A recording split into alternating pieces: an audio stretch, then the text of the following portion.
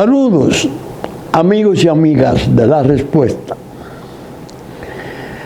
La semana ha sido verdaderamente agradable para la familia, pues el 16, el martes 16, pusimos en circulación el libro, el primer tomo de la primera edición de Mis Reminiscencias, en un acto celebrado en la Biblioteca Nacional en horas de la tardecita. Y la verdad que para mí resultó una experiencia sumamente agradable e interesante. Primero, la concurrencia fue plena, pero además la calidez. No fue un evento frío, distante, rutinario. Por lo que pude advertir al poner en circulación mis reminiscencias, todos aquellos que compraran libro o no compraran, los que compraron pedían que le autografiara, pasé cerca de 2 horas, y los otros abrazarme y felicitarme y saber de mí. Y la verdad es que es una experiencia que me decía un gran amigo que estuvo con su hijo Manuel Fermín los dos, que no fue un acto de puesta en circulación lo que se celebró, sino una especie de reconocimiento. Y en verdad mi familia también se conmovió. Quizás influya la cuestión de la edad, el fenómeno que puede representar la memoria. Ya a los 93 años que cumplí precisamente el jueves 18. 93. Y el hecho de tener la memoria al parecer intacta llama la atención, pero eran mis amigos, especialmente mis amigos. Yo les agradecí a los que estuvieron y a los que me felicitaron, luego me llamaron, uno para excusarse válidamente, otro para no saber que se iba a celebrar. En definitiva, fue una semana para la familia muy agradable. Como ocurren las cosas, en el mismo día de cumpleaños temprano, el primer regalito que recibí fue un pequeño episodio de mi vértigo,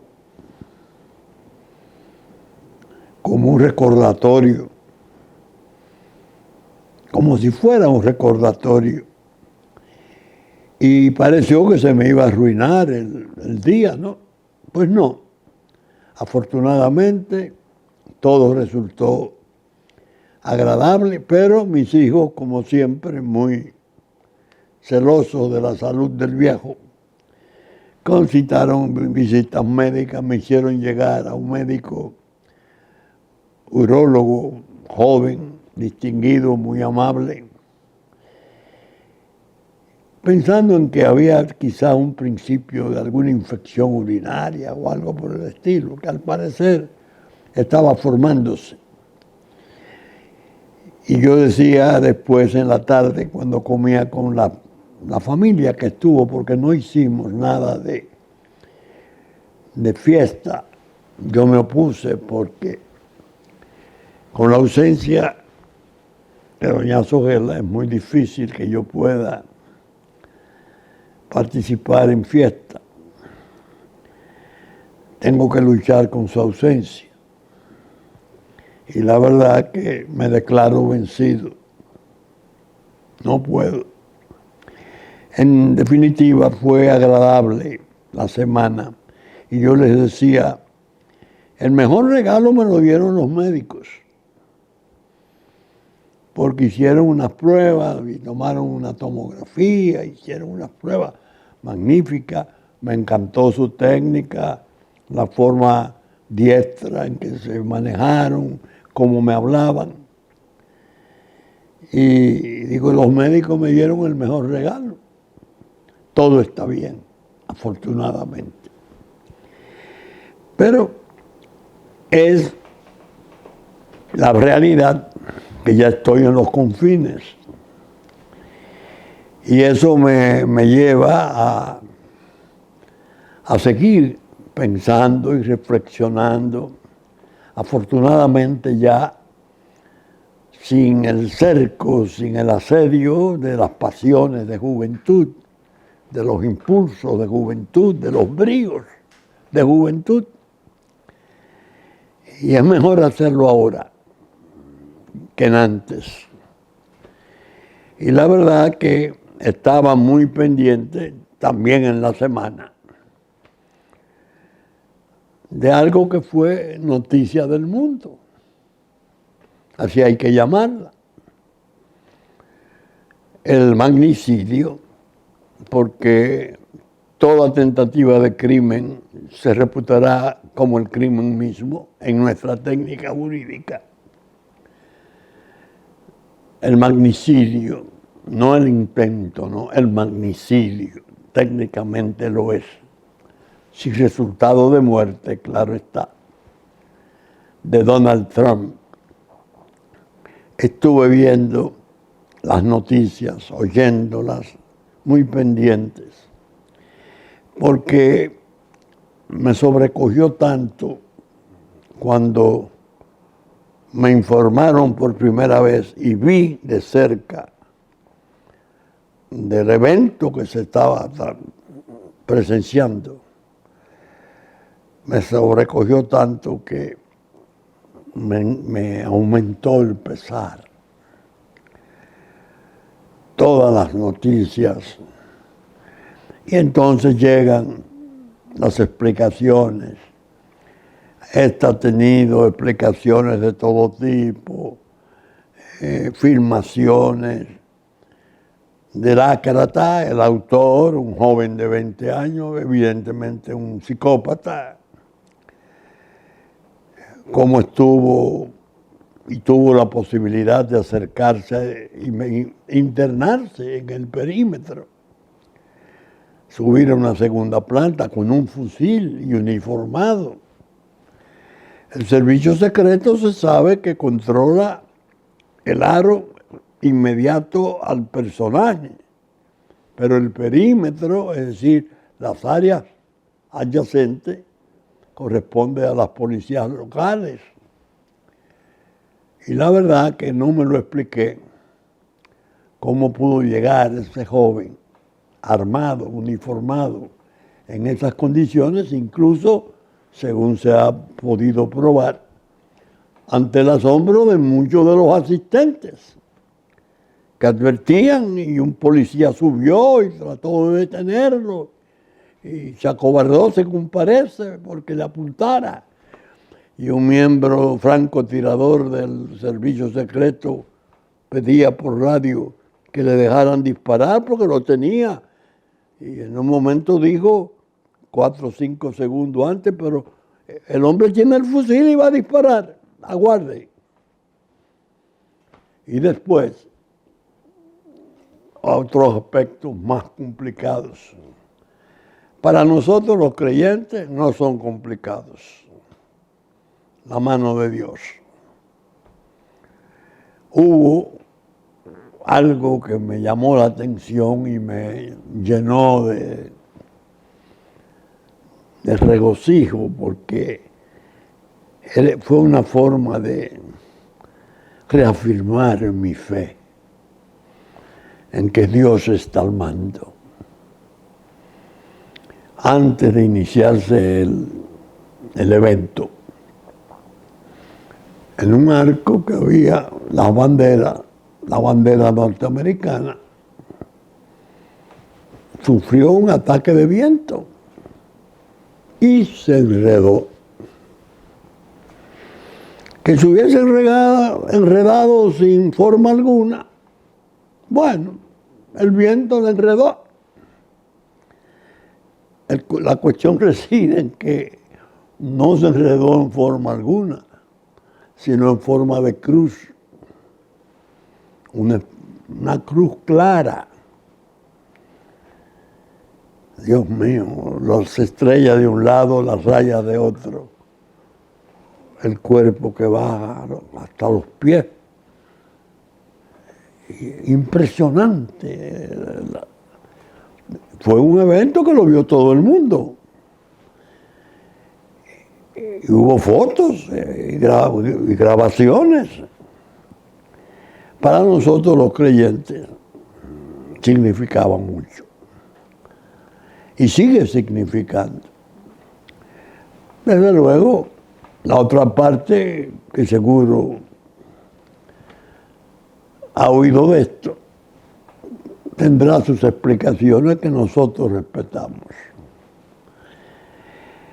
Ahora, ¿por qué para nosotros es interesante esa prueba nueva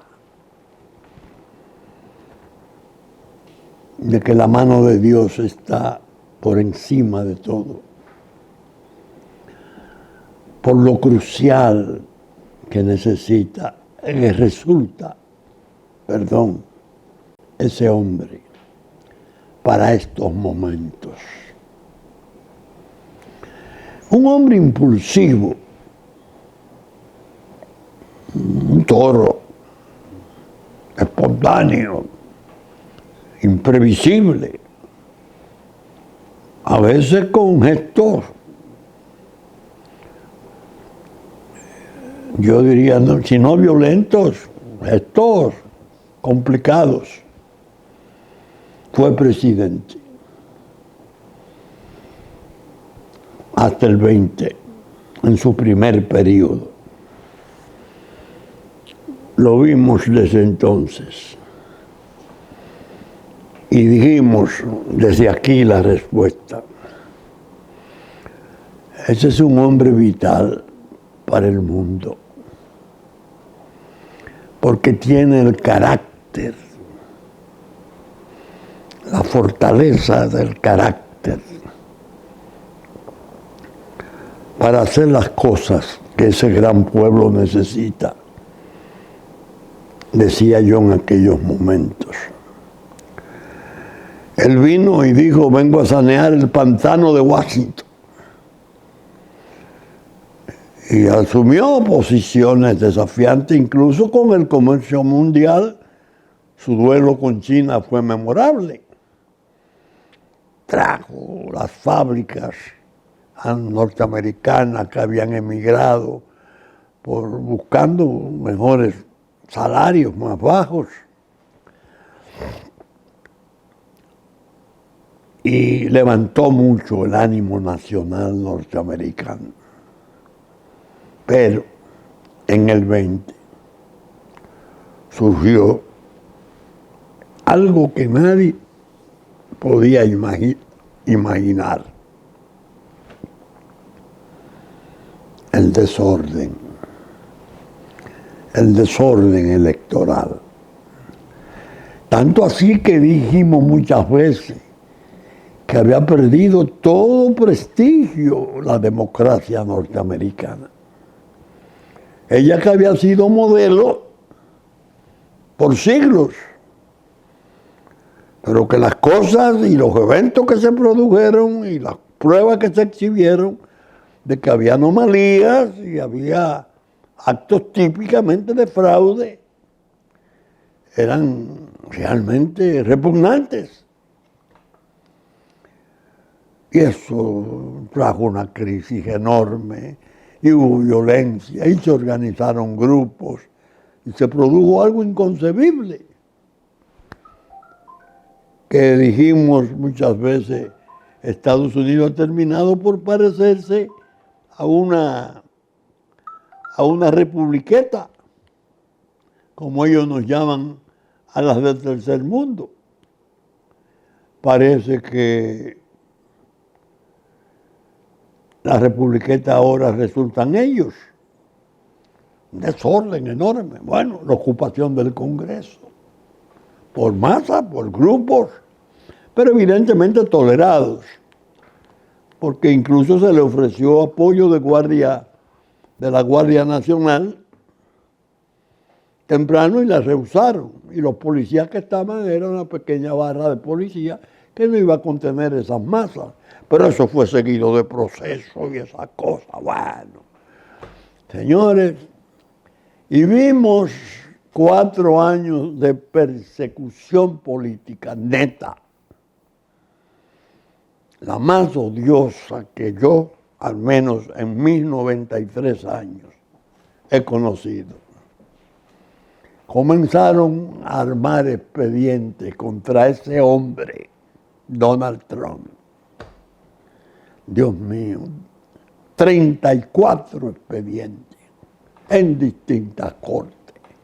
Lo involucraron en el asalto al Congreso, condenando gente dentro de los juicios abiertos. Fraude en las declaraciones fiscales, ocultación de datos, obstrucción de justicia, revelación de papeles de alto secreto. Bueno, una persecución enorme, enorme. Al grado de que pasó 11 días sentado en un banquillo de acusados, respondiendo a cargos de un artista de porno, como le han llamado. Yo digo una etaira celestial. Caramba, se quejó de que ella había tenido en un tiempo relaciones sexuales con ese hombre y que ese hombre cuando llega a la presidencia le pide, o cuando se debatía por ella, a un abogado infiel, judaico, Judas, claro, que le dieron dinero, que callaran esa bocina que le iba a hacer daño. Ese fue el cargo esencial. Y un jurado que recibió instrucciones de su juez. Miren, la unanimidad no será necesaria, porque hubo una serie de condicionamientos nunca vistos en juicios. Porque los jueces más o menos instruyen al jurado, pero hasta un punto. En definitiva, culpable. Fijada la sentencia para 4 días antes del día de la convención republicana. Bueno, le van a imponer a ese culpable, pero además, lo que yo consideraba más escandaloso, nunca visto ni imaginado siquiera por un estudioso de derecho como lo he sido yo mucho tiempo. Los otros 34 cargos, el juez, entre las instrucciones que le dio al jurado, era que podían considerar esos cargos además. Bueno, se imponía una pena de 20 o más años. Y entonces comenzó a decirse, el culpable, ¿culpable de qué? De obstruir la justicia, porque a esta prostituta le ofrecieron un pago para que no hablara de un encuentro con él hacía no sé cuántos años. Un horror. Llega el día en que se debía de dictar la sentencia, que no se dictó porque la Corte Suprema dictó un fallo sabio. Parece que la Corte Suprema comenzó a reaccionar sobre su descalabro del 20, porque en el 20 su comportamiento no fue enérgico y ejemplarizador como se esperaba. Se marginó mucho no se dejó apoderar de nada. Pero ahora dijo, no, impune. La impunidad por actos propios de sus funciones, pero agregó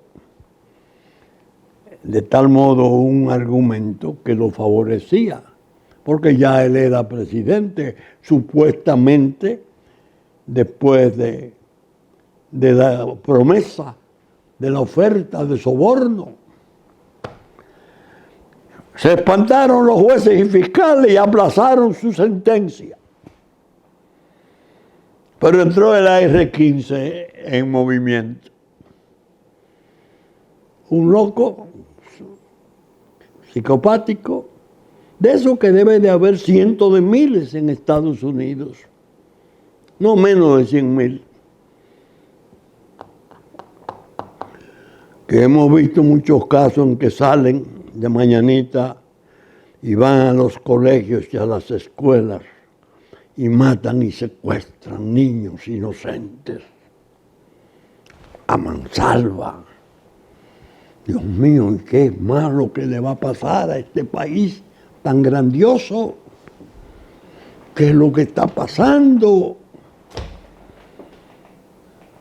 El mismo día, el viento enredó la bandera, la bala de Trump, que está probado ya la trayectoria, iba a sus 100. Probada técnicamente, milagrosamente, en el momento en que la bala viaja, oigan esto, voltea la cara hacia la izquierda, hacia la derecha, y la bala pierde el blanco, y solo daña y arrasa parte de su oreja. Dios mío, si esa bala coge 4 centímetros más adentro, si no se le pierde el blanco y traspasa la sien de ese hombre que se le ha reputado díscolo, impulsivo, violento, pero que probó cuando era presidente una vocación enorme por la paz y un carácter para tratar con el liderato del mundo y hacer respetar a Estados Unidos. ¿Qué hubiera ocurrido allí? Dios mío, mejor es no pensarlo. Mejor es no pensarlo. Hay 300 millones de armas en las manos de ese pueblo, con licencia y permiso constitucional, porque en el tiempo de su fundación, dadas sus grandes extensiones, sus soledades, se estableció que la familia tenía que defenderse desde su propio lecho y la ordenó armar como una misión sagrada, y se ha mantenido, pero ha terminado por ser abrumadora y peligrosa. Se dice que en la casa del padre del ácrata, del autor del magnicidio, tenían guardados 20 fusiles, y que él compró ese mismo fusil, el padre, y se lo regaló al hijo. ¿Y la paz del mundo cómo queda? Si esa bala no recibe la contrariedad de que ese blanco lo moviera el viento. Los desórdenes y las violencias armadas, claro está, de elementos partidarios, a veces furibundos, que no hubieran contenido la paciencia. Yo recuerdo otros hechos muy dolorosos. Hago un paréntesis. el de John F. Kennedy. Leí el informe de Sullivan, el presidente de la Suprema Corte de Justicia, la muerte de un presidente. Leí unos cuantos textos sobre ese hecho, porque me afectó, me dolió mucho, porque era un partidario, un simpatizante del joven presidente muerto, desde sus tiempos en que era un oficial joven en la Segunda Guerra, joven y heroico, después senador, después presidente. Y la verdad que leyendo aquello, los presentimientos del propio presidente y de su esposa, Dallas, lo que se decía en Dallas, lo que se cocinaba en Dallas, Dallas peligrosa, que si en una llovizna que hubo en la mañana se debió de encapotar el carro, que lo mejor era ir encapotado y no al descubierto. Todo eso, su muerte. Después vimos la película famosa, John F. K., el famoso fiscal de New Orleans, creo que era de New Orleans, demostrando con su tesis de que la autoría de la muerte de John F. Kennedy había que atribuírsela a otro sector que no era uno de los que se mencionaba. Se hablaba de la mafia, se hablaba de los cubanos del exilio, se hablaba, pero él decía no. Kennedy había dictado una orden ejecutiva transmitida a McNamara, ordenándole que comenzara a implementar el desmantelamiento de la guerra de Vietnam. Ya le estaba decepcionado con los 100 de Vietnam, en los cuales había creído, y quería sacar su gente de allí.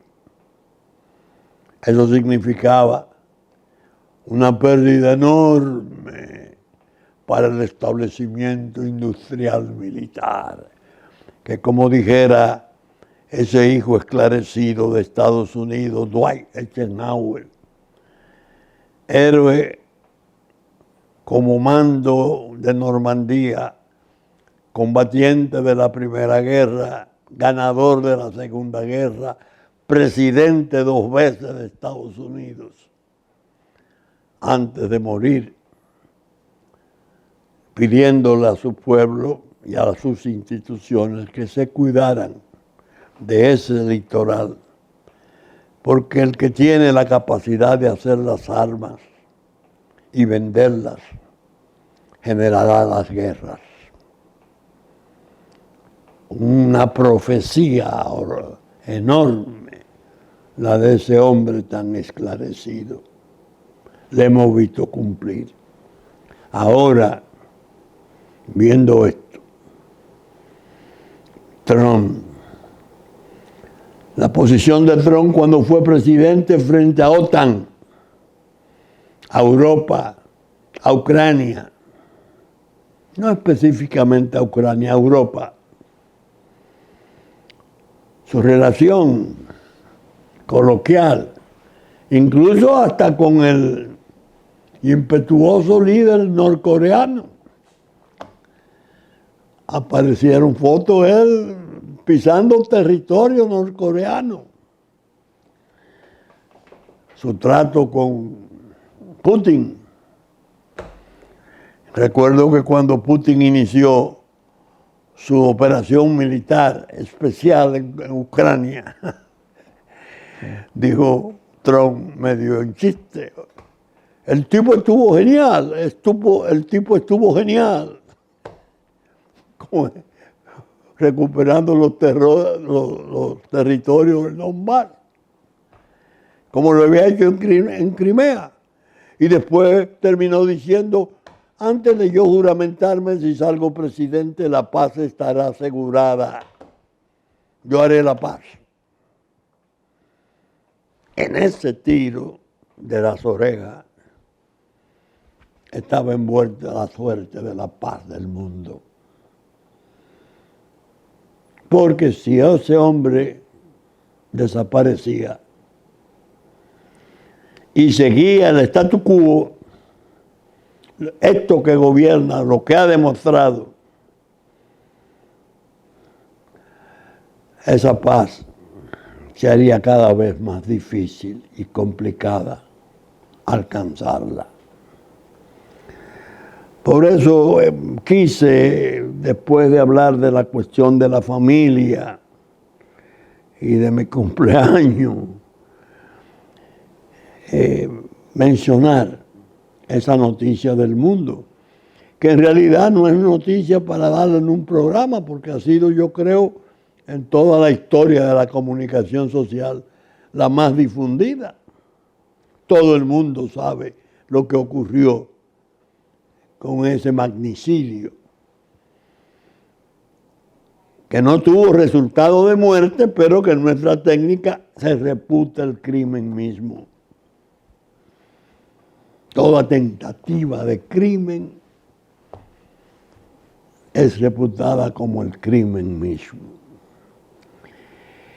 Lo cierto es que tenemos entonces un Trump que se abaja, pero gritándole a su público, lucha, lucha, lucha. Y un público que permanece asombrado, buscando, pero sin espantarse, sin pánico. No hubo estampida, como ocurre muchas veces con los conciertos, desgraciadamente, de artistas populares especialmente. Un petardo que suena puede significar 100 muertes. No. Todo el que estaba ahí tenía algún grado de compromiso con lo que le estaba ocurriendo al personaje que habían ido a aplaudir y a reconocer. Entonces así, y levanta su puño y llama a la lucha, defiendan. Y la foto queda. El hombre vivo y la bandera ya desplegada al viento. Dios mío, ¿qué quiso decir? Eso es una farsa, farsa. Hubo más tiros y desgraciadamente hubo muerte. Un hombre valioso que fuera jefe de bomberos en su localidad. Dicen que era partidario del presidente Trump y estaba atento a su discurso, pero en un momento cuando oyó el disparo se tiró sobre la esposa para cubrirla. Y alguien escribió que murió como un héroe. Que por cierto, debo mencionar esto porque tiene un valor moral, pero tiene además un significado de un sentimiento importante que existe. El presidente Biden quiso hablar con ella por teléfono para expresarle su pesar por la muerte de su esposo. Se negó.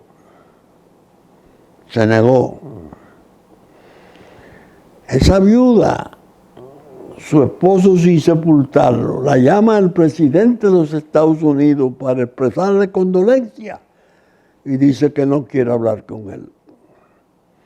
Porque si su marido estuviera vivo no lo hubiera aprobado. Dios mío, qué gesto tan extraño y tan valiente. Óigame, si se quiere una tragedia, hubo heridos además. No hemos sabido el resultado de los heridos creo que había herido un hijo del médico particular del expresidente Trump. Y ahora viene lo que yo quiero quizás enfatizar, aunque no me detenga mucho en ello. Trump había seleccionado ya a su candidato vicepresidencial, Vance, J.D. Vance. Oí el discurso y luego en BBC News leí 5 puntos luminosos de su discurso. Realmente me ha impresionado sobremanera.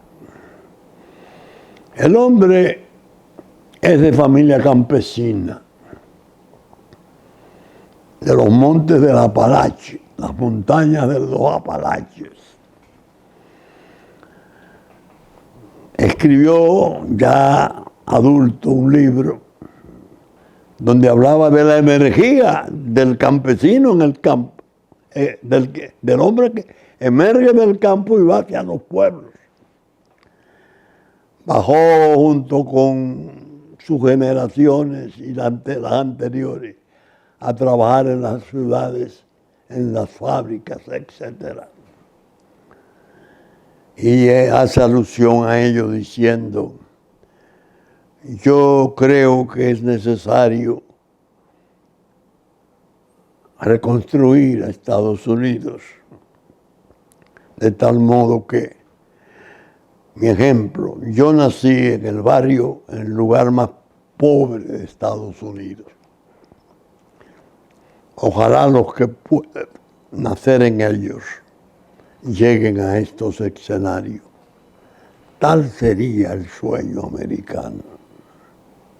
Enérgico. Fue a la guerra de Irak 4 años. Se hizo abogado, parece que notable, interesante, candidato a senador en Ohio, ganó con un 54% y tiene un discurso tan severo como el de Trump. Y algo interesante, hasta el año 20 perteneció a un grupo que decía su lema: Trump jamás.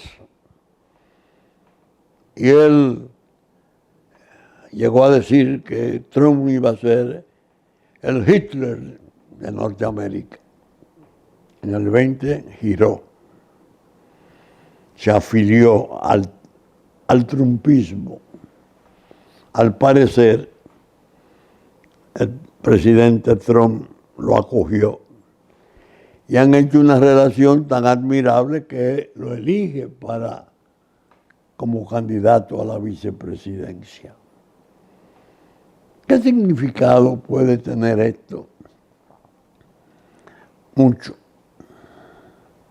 39 años.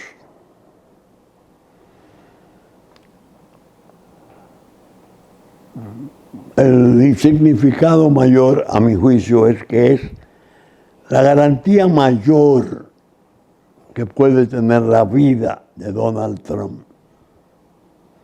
en estos momentos, después del atentado magnicida.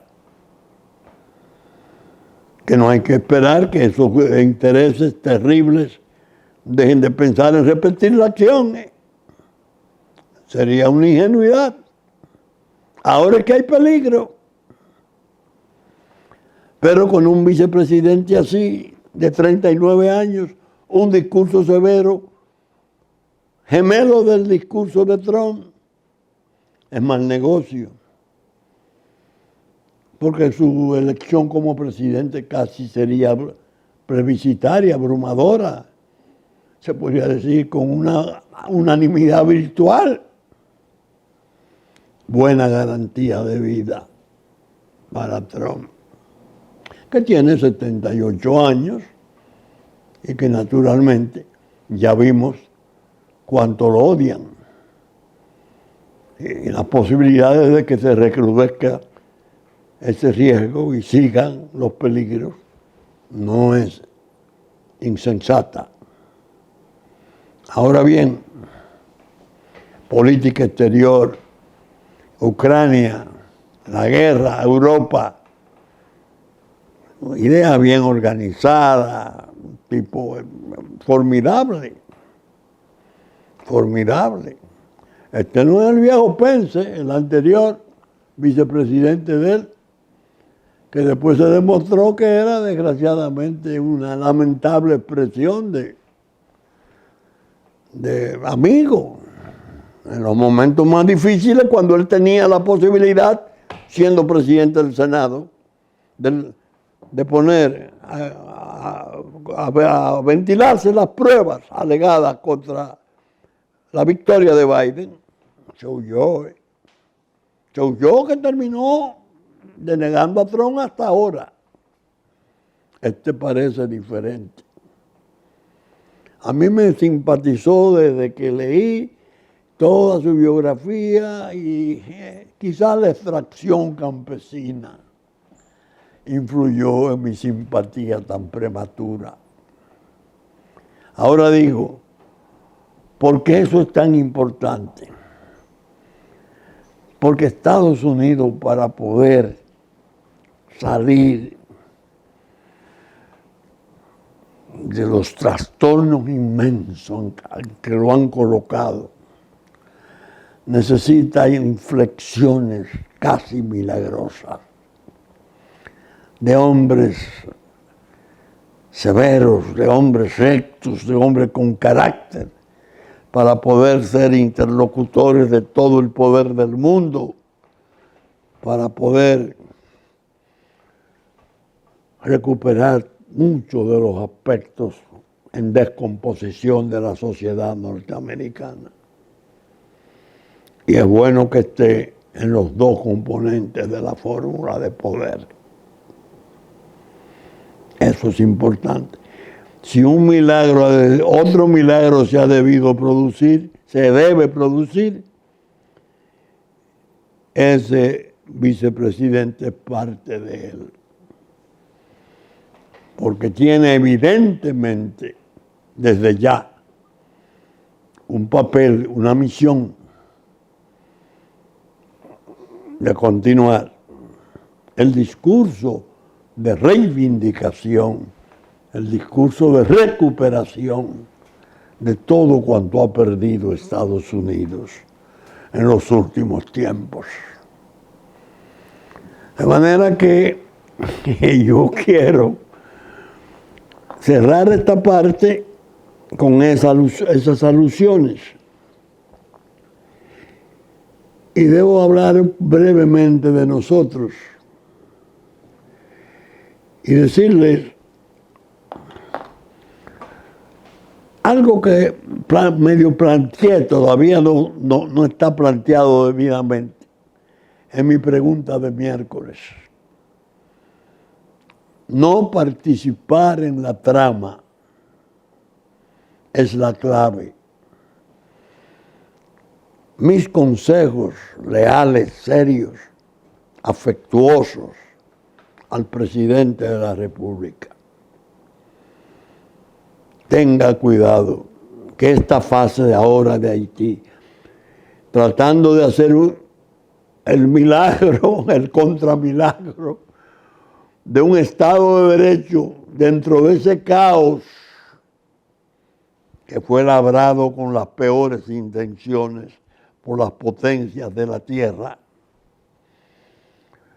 la etapa actual es más peligrosa, porque vienen ahora a tratar de trabajar todo lo que tienen como planes contra nuestra soberanía y nuestra independencia, pero en los ámbitos internacionales, en las cortes internacionales, las acusaciones de racismo, que somos pueblo xenófobo, que somos pueblo persecutor. Ya la canciller dio pruebas, yo lo trato en la pregunta, por los incidentes de Pedernales de que hablé. poniendo de lado los desastres de nuestros degüellos. No el de Moca, que fue de centenares, sino recientes, que se palpan todavía. La idea es que el presidente debe de esmerarse ahora en consolidar sus éxitos. Y el gran discurso de él, por lo que él recibió ese apoyo en la reelección, fue su posición digna en la defensa de la soberanía nacional, el aprovisionamiento militar adecuado en frontera, el muro, la valla que llaman, es muro, es una marca material ahí que indica mucho que nadie lo había asumido. Ese es su mérito. Consolidar eso, presidente, es muy importante. Ninguna de las otras urgencias es tan grave como esta. Yo incluso, en el acto de puesta en circulación del libro, a José, su hermano, que fue a representarle a él, porque lo habíamos invitado a la puesta en circulación del libro, me permití decirle: José, dile al presidente que se cuide de esta etapa, que es muy peligrosa, porque es la de la diplomacia. Toda la trampa, todas las mentiras, todas las combinaciones de que es capaz la diplomacia.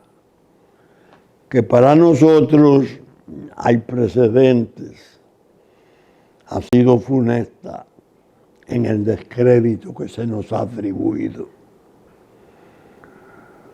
Y yo creo que eso es bueno, porque además puede servir de base para la unidad nacional.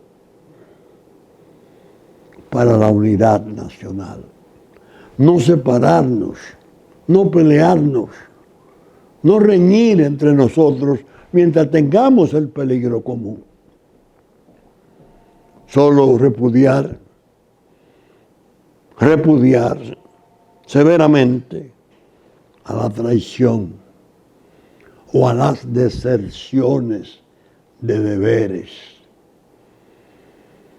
Por eso la posición de la respuesta ha sido siempre tan, yo diría, tan recta, tan limpia. No seguimos hombres, sino discursos y posiciones. Porque se nos infamó, se nos trató como familia en una forma grotesca, desde un litoral que no lo esperábamos, desde la fuerza del pueblo. Pero evidentemente hubo un cambio, un giro en la actitud del expresidente Fernández cuando fue a Dajabón y pronunció aquel discurso, aquellas palabras tan expresas, creo que escritas para que quedaran, afirmando la cuestión de los peligros y la necesidad de trabajar por la independencia y cuidarnos. Ya había pasado la crisis donde cometió errores lamentables, del robo de las aguas del río Masacre, pero rectificó. Entonces yo digo, nosotros que predicamos la unidad debemos de ser partícipes de los esfuerzos por ella. No podemos ponernos a hablar de unidad mientras por otro lado sembramos cizaña y hacemos daño, separando gente, separando elementos que pueden ser en un momento dado las claves. Por eso, ahora yo digo aquí, es tan importante tener un programa como La Respuesta. Yo no olvidaré los autores. Y se lo voy a repetir porque está escrito en la reminiscencia. En una oportunidad estuve en la radio y televisión dominicana con Alberto Amengual en su programa Sea Usted el Jurado. Y al salir a la grabación en el teatro de entonces allí, un hombre con unos espejuelos amarillos, vestido simplemente, me para y me dice, mire, muy interesante su programa. Yo voy muy impresionado, yo vine a trabajar aquí, pero yo no me imaginé que me iba a encontrar con esta Corte de Justicia. Usted ha hablado muy bien de la historia de su país, de los problemas de la pobreza campesina. Me ha impresionado mucho. Yo no sé con quién estoy hablando. Y cuando termina, yo digo, ¿usted quién es? Me dice, Facundo Cabral. Oh, pero yo he oído sus canciones. Ay, cuánto gusto, qué honor saludarlo. Entonces me dijo, vine a una corte sin que fuera mi destino, porque vine a trabajar. Usted me ha enseñado mucho.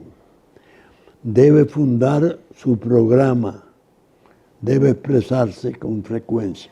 Después, mi inolvidable amigo y hermano Freddy Veragoico me dijo lo mismo, en un escenario distinto. Y mi querido sobrino, Jackie, le puso su nombre a este programa, La Respuesta. Confieso, sinceramente, que a mis 93 años, mis gracias a Dios son más sentidas que nunca por haberme permitido esta vida larga y darme la posibilidad de ver tantas cosas y sobre todo de poder ser útil, opinando, recomendando, siendo un atento de la suerte de su pueblo.